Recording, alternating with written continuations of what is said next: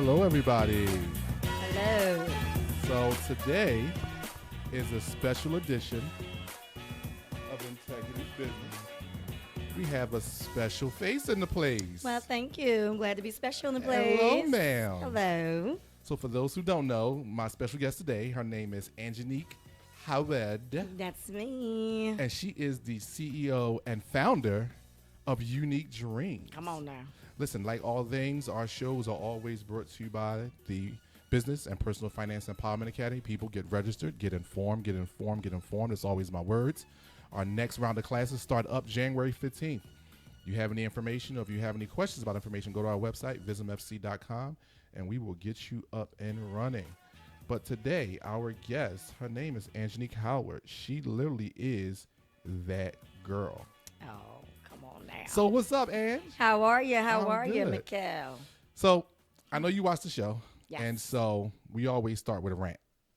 Because Can I just always say start with a rant. congratulations first? Let me just say Oh, sure. congratulations. Oh, This is, thank this you is so an much. awesome thing that you got going on here, and Well, proud of you. Thank you so much. We did it because over so many years of working with people, business owners, and individuals, we figured, you know what, all of the lies and all of the BS. But listen, okay, so you lead me to my rant. I thought I hosted the show, not you. So that's actually a part of my rant today. Okay. I am tired of the internet. And I know we're on the internet, so you like it don't make sense, but it does make sense. So hear me out. The internet, just like these phones and everything else, have become hot garbage. And what I mean by hot garbage is you don't know the difference between someone telling the truth versus someone lying to you. Yeah, I agree. It all shows up in the same place. Yeah. And when you look at it or when you hear about it, it's like you can have a person like Vanessa sent me something the other day, right?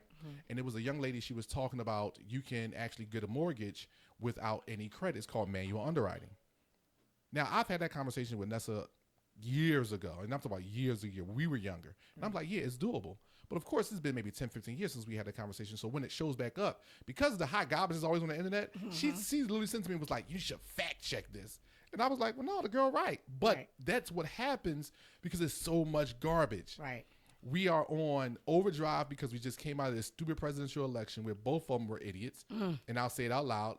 We have a new president. I will respect the office of the president of the United States, but he's an idiot. Yeah. And here's the reason why he's an idiot. Because he won't figure out that some of the truths that he's telling people are never going to believe because you're an idiot. You can't keep It's his character. It's his right. character. You can't keep insulting people and think eventually people are just going to like you. Right. Your base, make America great again, we're not even going to go there. Because it ain't never been great for me. Me either. Until I started my own business. Then it get real great, right, bro? Right? Then it got really great when I started my own business. I was like, oh, this is what the white people was talking about all these years. They didn't tell us. They just said, we are great. We're going to make it great again. It was like, oh, start a bit. Got you. Oh, this is great. Okay. Want to keep on saying off your back? Start a business. So, but that's my rant today. The internet is just getting on my last nerve.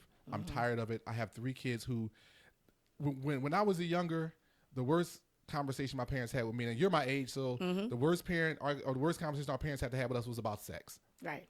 And Now they it's now bigger it than is that. so much Bigger more. than that. Why? Oh, God. Because of the internet. Yeah. Because of the internet. It is so much more than just simply you got to talk to your kids about everything, bullying. And then we were having a conversation the other day. I think me and you were having some of it. The kid kingdom has been destroyed. Oh, yeah. All of this stuff is just ran into it, and it's crazy. But the reason why that was my rant today is because if you guys don't know, Miss Howard, again, she is the owner. She is the CEO of Integrity's Unique Dreams. I'm sorry, Integrity Figures. That would be me. You passing your company over? I'm just trying to. Like, Unique Dreams. Okay. Someone will fight you, not me. So when you think about it, the things that she's done in her community, and guys, listen, I'm being honest with y'all. She's in Kensington. So she's not hiding. She's not out here trying to do something different. She's not out here trying to fight other nonprofits, trying to work. And when I met her, this is not even a joke, and she gonna laugh because she know what I'm about to say. I know the story. When I met her, somebody tried to literally sabotage her. Yep. They came at me as a consultant and was like, we need to get money to buy this building because this lady in here, she don't know what she doing and yada, yada, yada. She's a She mess don't have and no all this. money. Right. She don't got none of this under control. And because of my integrity, I said, well, if you're going to throw her under the bus, I got to talk to her. Right. That's how I met Ange. Yep. I reached out to her on, I think it was Facebook, I think. Yeah, I think on it Facebook. was. Yep. I The reached out messenger, to her. yep. I looked up her company, looked up some things that was going on. I saw the meetings they had, and I Mm-hmm. reached out to her. And we had in Dunkin' Donuts right there in Center Square. No, you met me down Market Street. Oh, Right outside you're right. of That's it, right. at It the was Temple- Market the Street. Temple Yes. Cafe. Yes. Mm-hmm. And we sat down and we had a whole conversation. And I Yep. told her straight up, Yeah. this is how you came to my preview. This lady trying to take you out. Right. What's Right. going on? Mm-hmm. And Angie gave me all the information. And I went back to the lady and was like, so why'd you, so what about this? That never happened. I said, well, it's funny because she didn't deny anything you said. Right. Because she You- was there. You did come to a meeting. Yeah, that's right. But she told me the other side. So we're not going to get into that because I haven't seen her since. But I've been staying steady with you. There's what you said about the internet. See what happens when you read stuff and people start Well, of course. assuming But stuff. because here's the thing I always tell my kids, and you know this to be true because you work with children, and we're going to get into that in a minute. 90% of people are idiots. They don't want to read. And that's why they're idiots. They're not idiots because they were born idiots. They actually were born great. The problem is, as they go to school, their brain become mush. Right. And they believe everything someone stands in front of them tells them. This is a real quick sidebar. I have a friend, his 10-year-old was going back and forth with him about the teacher's authority, and he couldn't do the homework the way he was teaching her because the teacher told him to do it this way. A 10-year-old. Wow.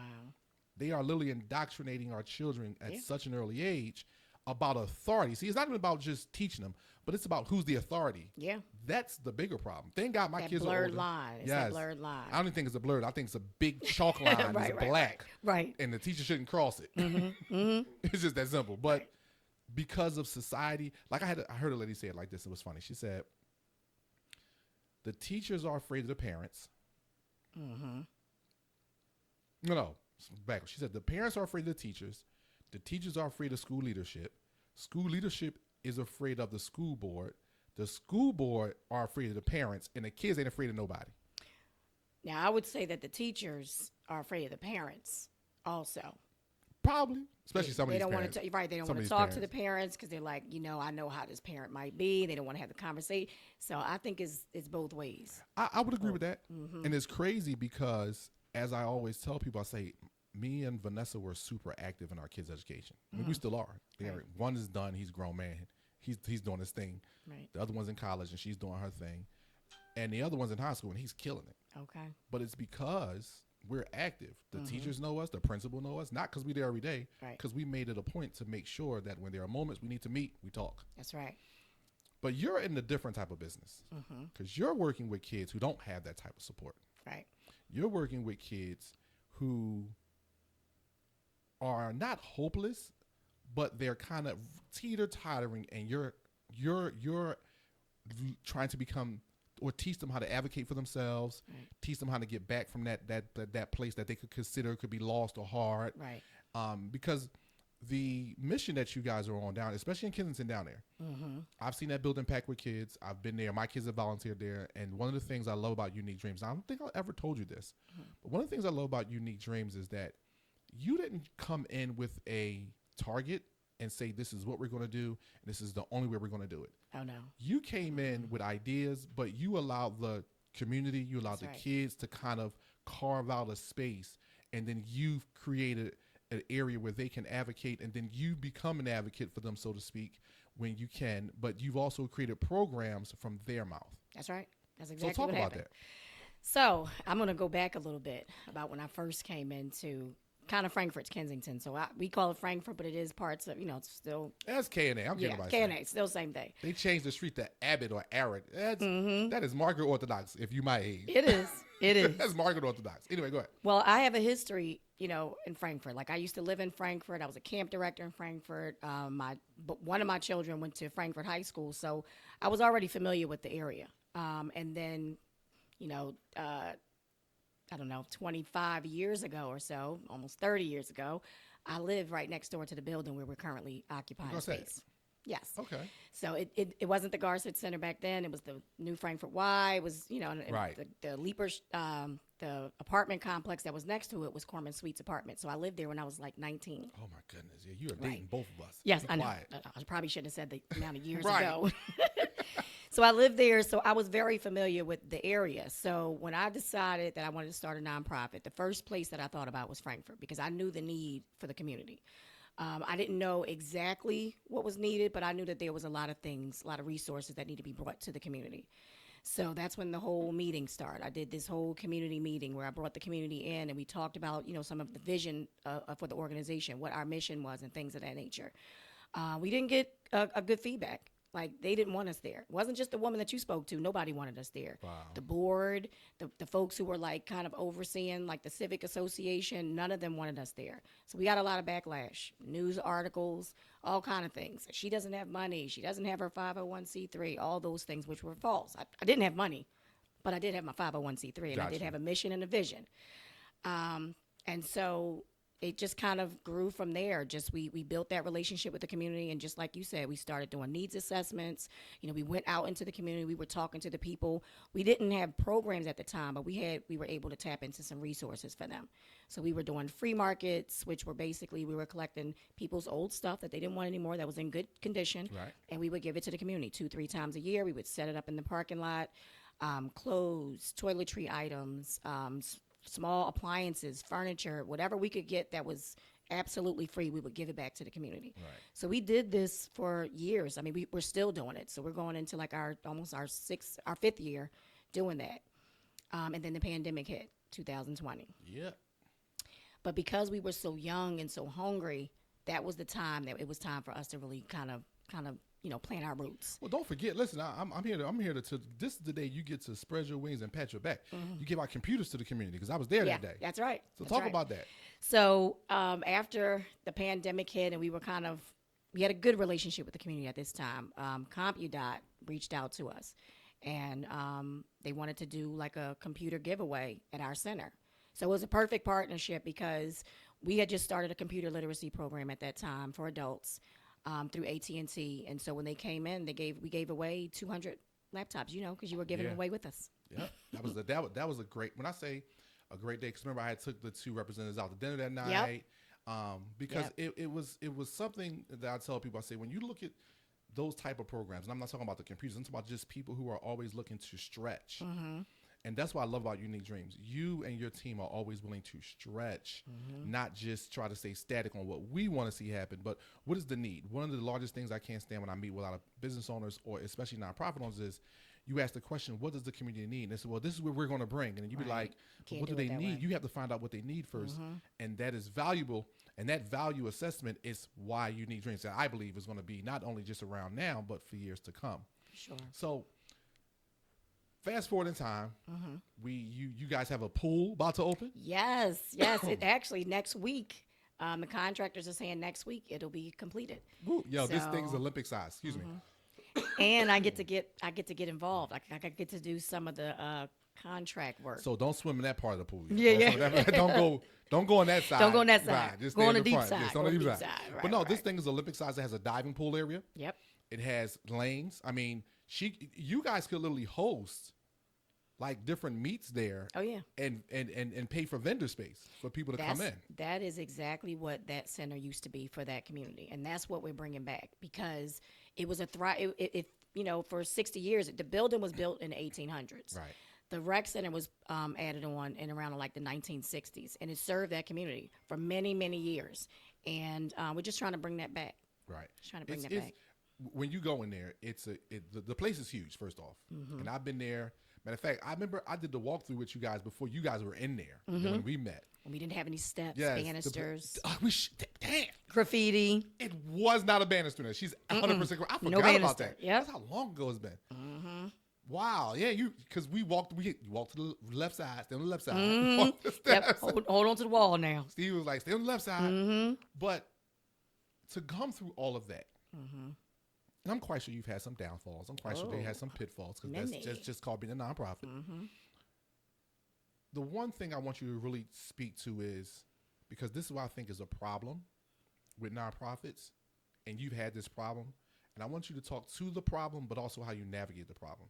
And it's how to share with other nonprofits. Ooh, I can talk about that all day. So I'm going to tell you how the model that we started with. When we finally started getting funding, which was very small, and we're talking in small for nonprofits, let's just say $20,000. That's Right. small. So we didn't have programs at the time that we started getting funding, but we were doing a lot of community initiatives. But we knew folks who had programs, but they were not getting funded. Right. So what we did was we started sponsoring kids in those programs. So we would basically pay a facilitator to facilitate the programs, but we would pay for the kids to be able to attend. So we did this multiple times, and then we just kind of grew from there. We still do it. We still do it now. We find smaller grassroots nonprofits that are maybe a little smaller than us that don't have the funding, but they have the program. Now we have the youth, so now our youth are now able to kind of go through those other programs because those are programs that we may not have. Right. So we just want to spread it out as much as possible. We're not gatekeepers, right? We don't really hold on to the population, right? It's really not, to me, it's not a competition because we're all wanting to do the same thing. But I want you to talk to the competition that you've come up against, because I think it's when people see this, I want them to see you as someone who's willing to work with other nonprofits. But also, I want the younger person. When I say younger, because there's a lot of people younger than us, I want those who are thinking about starting a nonprofit or those who have started a nonprofit, and before they get to those pitfalls, to kind of hear the wisdom from you about this is what you're going to endure if you try to do this. Right. And make sure that when you connect with the right people in the right spaces who are willing to share. Right. So talk about that. So I'll just to share some of my experiences. One, I do believe that the nonprofit sector is a bit of a competition for whatever reason it is. And Money. I think that, yeah, definitely. But the funny thing is it's we're all going after the same pocket of money, but there's so much of it that we can all get a little piece of the pie and just create this coalition of nonprofits where we're all serving, because that's really what we're here for. Okay, the social change. That's because you are a critical thinker. Right. So because other people are not critical thinkers, they become gatekeepers. Yeah. So go ahead. So that happens a lot. We've tried to partner with organizations that were larger than us, and they just want to hold on to everything. And what I would say is, like you just said, just find the right people to partner with. Sometimes that means that you have to partner with people that are coming up, and that's okay because you guys can grow together, or partner with people that's kind of lateral to you, and just figure out, what can I provide? What can you provide? How is this going to benefit the community? How is this going to benefit the social change? And I think that's really where it is once you realize that it's bigger than you. Right? It's bigger than even your family, because maybe, things are okay in your circle.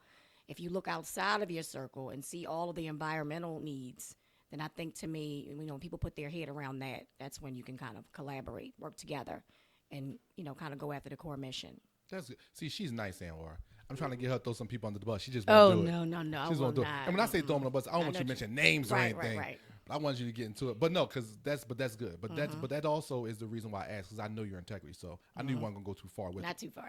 So Thanksgiving's coming up. You guys have anything planned for Thanksgiving? CERC giving. So can I talk a little bit about the CERC Yes, program? that's why I asked. So the city created this initiative. And it was all around curfew violations. So a lot of youth were being noticed by the police department for being out past curfew. If the city didn't know, there is a curfew for youth. So if you're under the age of 14, you have to be in by 9:30. Anybody under the age of 18, you have to be in at 10 o'clock. Wait. Yeah, there's a curfew. Oh, woo. It's been in effect for quite some time. Woo. 14, they have to be in the house by what time? 9:30. And under 18? By 10 p.m. Anybody over 18 or doesn't? Yeah, affect? that doesn't. Yeah, it doesn't affect So them. anyone under 18, 10, and 14, 9:30. I'm calling the cops. There's so many kids on my damn block I that be know. outside. But that's why they created the CERC Center. Wait So a minute, is this the weekend too, or just school nights? well, the weekends is midnight for Oh, I I'm so think calling under the cops. 18. Yeah. Either way, I'm so there should be a curfew. And you know who you are. I'm calling the cops. Be Get 'em. loud, 1:30 in the morning. I'm trying Get to 'em. sleep. Damn kids outside. Anyway, go ahead. So when they, when all of this came about, they came up with this awesome idea to create these things called the Community Evening Resource Centers. So an RFP came out, which is a request for a proposal. We submitted our proposal, and we were the underdog. When I tell you, it was some big name organizations that went after this contract, but they selected us. So this was a huge contract for us. Maybe not for other people, but for us, it was Right. huge. So we became the Community Evening Resource Center for the Northeast Division. So we cover all of the Northeast Division, the 2nd District, the 7th District, the 14th District, the 15th. We cover all of those. This still police going on now districts. currently? Yeah, this is our Okay, current good. contract. Okay, cool. So we basically provide programs Monday through Sunday. From 7 o'clock to 9 o'clock is our program hours. Our youth arrive around 5:30, and we program with them until dinner time. So we feed them dinner every night, 7 days a week. And I'm not talking about cheese sandwiches and, chips. I'm talking like mashed potatoes, gravy, chicken, vegetables, everything. We feed them 7 days a week. And then we also transport them home. So the contract allowed us to purchase vehicles, get a lot of equipment. We have game programs. We have boxing program. We have basketball program. We do a little bit of everything. A lot of youth development workshops. The up and coming podcast that the youth and will the be podcast, running, which is called Circuit. Follow us on YouTube. which we will be. I'll be helping out with that. Yes. It will be brought to you by Unique Dreams Inc. and will be sponsored by Vism Financial and right. the Business Center. That's right. Thank you very much. We are going to be in there helping out. And the kids are going to run it. So guys, you're not going to see my face. You're not going to hear my voice. We are going to be in there behind the scenes, making sure these kids understand what this takes, but also give them the tools so they can accomplish it. That's So right. keep talking. So we're in our second year. So we finished out that contract, which started July 1st of 2023. That's the fiscal year for the city. And then we just started over for FY20. It's considered FY25, July 1st. So we're in our second contract with them. That is awesome. Hopefully it'll just continue. Oh no, I think it will. I think you're going to get more programs. I think the way you guys are moving. Here's what when me and you met, right? Remember I told you this. I said, businesses goes like this, especially nonprofits. Just so slow. No, It's like you're losing your mind. You don't tell me it's like watching paint dry. I'm And telling then you. one day it jumps, and you be like, "Well, what just happened? That's we exactly got a how it contract." happened. And then another day it jumps, and you're like, "Well, what just happened?" And then before you know it, now you start to add those pieces together. And before you know it, you're sitting down. And I was like, "Oh, we got a budget of 1.2 million, or this, that, and the third, but it's for the community." And that's what happens. I believe one of the reasons why you guys were picked, because all those other large companies, they assume they're going to get things. So some of their their proposals kind of stink. And they all look alike. And I think what sets us apart, one is we make sure that we can report data. Like we collect data. It's not just important. we think that we're seeing an impact. No, we see it because we're right there in the community. We're like the cornerstone. So the violence that used to take place like right outside our doors, we don't even see that anymore. Every now and then there's some things that happen because we're still in the city. Right. But for the most part, we are a part of that 46% decrease in violence. And I think a lot of it is because we're serving 35 to 40 kids every single night, 7 days a week. That's good. So those kids that would normally be out past curfew, committing even if it's small crimes, things like that, they're not out there anymore. We tire them out. So by the time we drop them off, they don't even want to go back home, back out. That is commendable. Thank you. Not only is it commendable, it is something to help. Listen, people, the Garcet Building, give them the address. It is 4704 Leaper Street, Philadelphia, PA 19124. Come one, come all, come down, come volunteer. Yes. Because that's the one thing that a lot of nonprofits need is volunteers. I'm a volunteer. My kids and I have volunteered. My wife hasn't because she was in school when all of this was going on. We were just talking about having a conversation about Nessa's getting her second master's because she was in school. Those are the years when we knew you when we started, 2016 to 2018 when she was in school. And that's when we were all out there doing everything. Right. And so that's why we had so much time. But we all volunteered. I'm still volunteering. Mickel will be down with me. Okay. Me and him was talking about it. And he was like, "Oh, you saw Miss Angenique. I came down." And I was like, "Yeah." He said, "Can I go back?" I'm like, "Yeah." Anytime. Because he was thinking about once a week doing a Yu-Gi-Oh! Tournament. Oh, yes. Down there because he was telling me, like, that's what he does at school. And then he goes to a place up on Boston Avenue, the Garden of something. I wish I could shout them out, but I don't know their name properly. Okay. But they do Yu-Gi-Oh! Tournaments every weekend. He could and definitely homeboy bring be that. down there killing it. Yeah. Like he be in there. Like when I say he'd be like, "Dad, I'm going down the Garden this weekend. Drop me off at 1." In my mind, he'll be home like 4 or 5. This dude don't get home till 8 o'clock. Oh, wow. He eat down there. He got his money. He eat. And here's the thing. Like when I first took him down there, the first time I've been down there, here's the best part about something like that. You start something like that, you're gonna bring adults in. Yeah. I did not know. Okay, I can imagine. I had no clue. Right. The store is an awesome store. It's a safe space, just like the Garcet is. Okay. When you go in, this front is comic books and all types of games and cars and everything. But they got a whole basement that's as long as the whole building. So when you go downstairs, they got timers on the wall. They got the this is a whole cameras. thing. Oh, it's a huge Oh, thing. They got wow. the TVs in there, and it's grown men and grown women along with teenagers. I think the youngest kid I seen in there when the first time I dropped him off, maybe was like 12 years old. Oh, wow. All the way up to men. I'm probably saying my age because I've seen men. They look my age. They could have been younger or not. But the whole point was I love the environment. Right. And when I dropped him off the first day, because Mickel's like me, he didn't know anybody, but he was cool with going. I went down there, like, because I'm a dad. Right. So about 2 hours and I didn't hear from him. I go down there, and I just walked and peeked. He in there getting it in with other people talking. Like he in the middle of a table just having it out with people. And I'm like, he was in his comfort zone. Comfort zone. But I'm saying that to say, I think, and it's not just him. You know, we can talk to people at the store, however, but if you bring something like a Yu-Gi-Oh, I think you're going to, that could, I'm not going to say it will, could help with volunteers because you'll get grown men come down there who love the game as well, grown women who love the game. And then these kids can learn it. Because I tried to learn it. I don't have the capacity. And it'll expose the kids. I'm all about exposure. Like a lot of the kids that live in these like urban areas and things like that, they're not exposed to a lot of that kind of stuff. Gotcha. I brought a robotics program in there, and I can't remember the name off top. Mr. and Mrs. Snow. It was called Laundry Robotics. And they came in and did a 10-week robotic program. When I tell you, the hoodest of the hoodest kids were the ones that really enjoyed that program. I thought it was going to be like our like straight A students, our protected population. No, this was like they really enjoyed it. They made a new project every week for 10 weeks. It was amazing. So I'm all about exposure when it comes to the kids. Awesome. So we got a couple minutes left. We got some time left. So give me some up and coming events, some things that you guys are either already scheduled to do, or give me your wish list. Give me things, because when people see this, I want them to see you. I want them to see the exposure. I want them to come down to the building, and I want them to bring their resources to couple with yours. And I'm talking about individuals. This don't have to be the business owners. This don't have to be someone who runs a nonprofit. It could be someone like me who just wants to volunteer some time and volunteer their know-how and a couple dollars. Because listen, she might not say it. I'll be the first one to tell you, nonprofits need money. They need money, and they're not putting it in their pocket. I know Ange and her team is like 3 of them. So it ain't like they're this big conglomerate of people running the whole joint. But they do what they do, and it's amazing when you see it in action. What was it, Christmas last or a couple years ago when y'all did the rapping event? Bro, you should have saw this mess. Yeah. She had me outside at the monitor or what is one the projector. Right.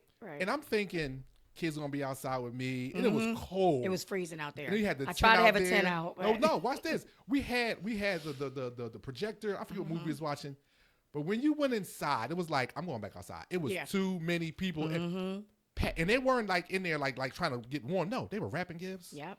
They were getting stuff together. They were. I mean, we had when food I say that year too. Yes. When I say the community showed up, and this wasn't that they were giving away. This was like they were all getting ready for the giveaway. Yeah. It was kids. It was adults. It was awesome to see. And so that's what I'm saying when I say, if people come down and see you guys in action, I really think they'll fall in love and be like, because and here's the other thing. Truth be told, you're not in someone's house.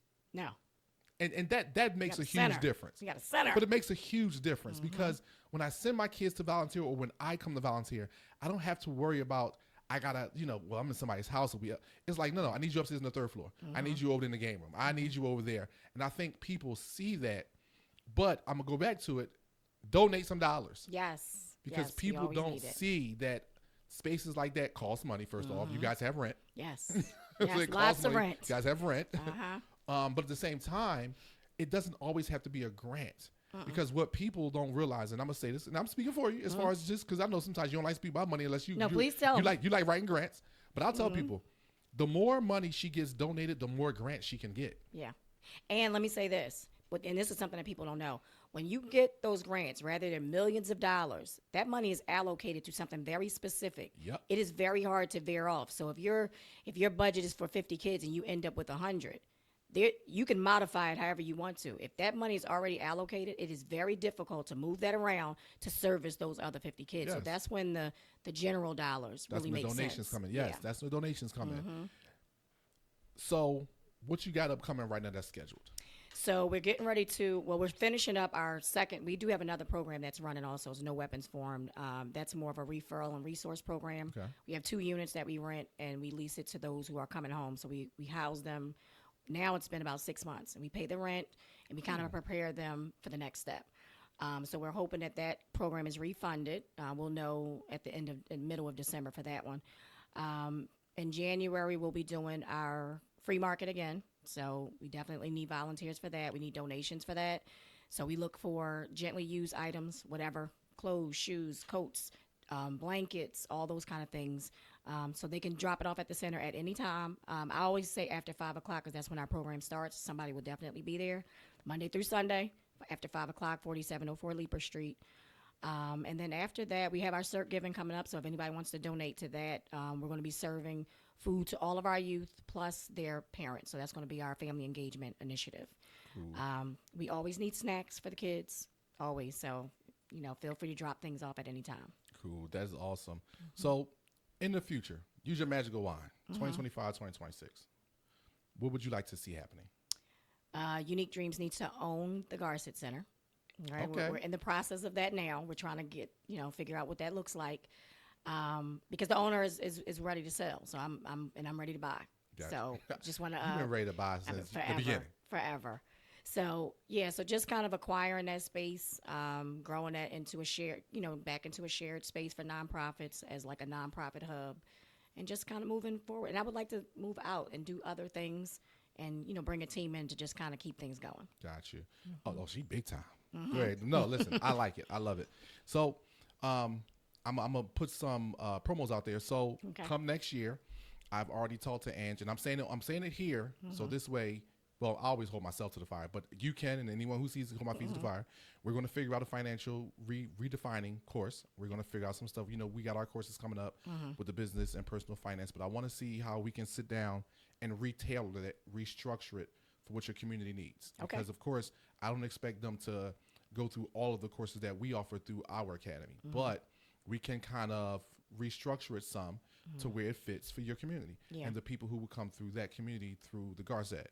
The other thing is that the podcast, that's a go. Yeah. So the next time we're on here, and this is people, I need you guys to really pay attention to people who see this, look for her again, but it's going to be the Garcet. Yes. We are going to have me in here, and then she's going to use her phone, or actually I'm going to give you a camera. I have a camera over here. Okay. It just didn't dawn on me until I was like, dummy. We're going to give you a phone. We're going to give you the camera, and you use the laptop, and we're going to walk through the Garcet. Okay. We're going to have you talking about it while someone's holding the camera and someone's holding the laptop, and you're walking through. Oh, I so love people that. can see the building. The building is beautiful. Yeah. It's hard to describe. It is. It is hard. I would When agree you with say it, when you get there, it's completely different. Like if I have to tell, it's a 33,000 square foot space. And she didn't say 3,300. No, 33,000. Right, and it's huge. 5 stories. We have a huge 28 space parking lot. It sits back off of the street, so it's a mansion. It's a mansion and a rec center mixed together. Pretty much it is. Yep, pretty much what it is. So, like all things, this was fun. Yes, thank you very much. It was always Feels I good like to talk hanging about out. it. Well, listen, I tell people all the time, when you are able to get interviewed with certain things for certain people, right? You're able to kind of walk into those moments, and then it's like you can see it. Yeah, because you don't see it when you're in it. Right. And if someone who's never, like if I never volunteered with you, I'll be more asking probing questions, trying to figure it out. But because I've seen it, this was an easy interview for me. Right. And it's like sitting back. And not only that, I kind of see where you want to go with it. It's not my vision, it's yours, but I see it, so I can kind of break it down and walk through it with you. But it is something that I want to say thank you for being on the show today. Thank you for having me. It is really good. Like I said, we are back on with you Monday. You and Miss Janet. Miss Janet will be here. Yes. So we'll you guys, here. And then after that, that's when we're going to go through with the tour. All right. Thank you very much. No problem, Ange. Have a good one. All right, you too. All right, guys. Have a great weekend. Oh, that was all right. I wasn't too nervous. Once I get to talking about it, I was cool.